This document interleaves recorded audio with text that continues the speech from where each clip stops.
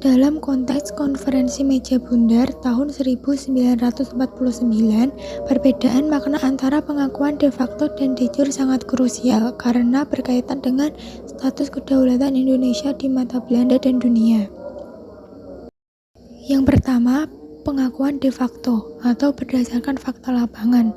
Pengakuan ini bersifat sementara dan didasarkan pada kenyataan bahwa suatu negara memang ada secara fisik.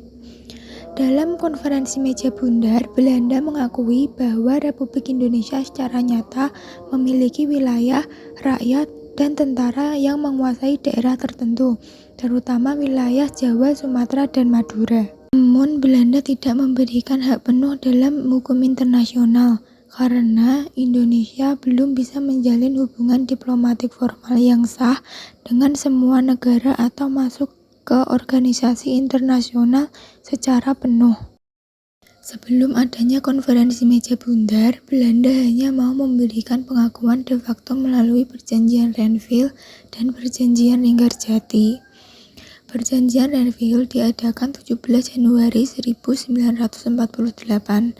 Pada perjanjian ini, Belanda memaksa Indonesia mundur dari wilayah pendudukan Belanda dan hanya mengakui kedaulatan RI di sebagian Jawa dan Sumatera, yang mengakibatkan kerugian teritorial yang besar. Lalu ada Perjanjian Linggarjati, yaitu perundingan kesepakatan diplomatik antara Indonesia dan Belanda pada 11-13 November 1946. Namun dengan adanya perjanjian-perjanjian tersebut, Belanda tetap menganggap Indonesia sebagai bagian dari kerajaan Belanda. Yang kedua, pengakuan de jure berdasarkan internasional. Pengakuan ini bersifat permanen, penuh, dan memberikan kedudukan hukum yang sah bagi suatu negara.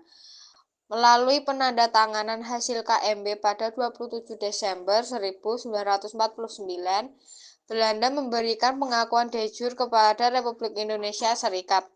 Artinya, Belanda mengakui bahwa Indonesia adalah subjek hukum internasional yang mandiri dan sejajar dengan negara lainnya.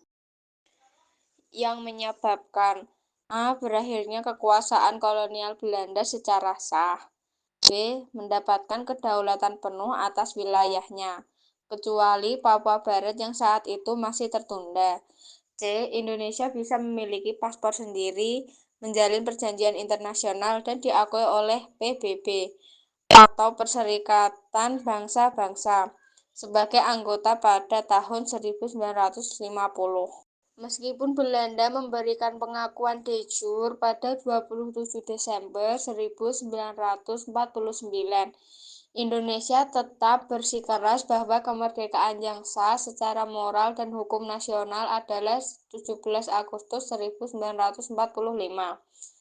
Belanda baru mengakui tanggal tersebut secara politis dan moral pada tahun 2005. Akhir dari pengakuan de facto dan de jure dalam konteks KMB adalah penyerahan kedaulatan penuh dan tanpa syarat oleh Belanda kepada Republik Indonesia Serikat pada 27 Desember 1949. Ini menandai berakhirnya konflik bersenjata, pengakuan legal internasional atas kemerdekaan Indonesia, dan terbentuknya Uni Indonesia Belanda.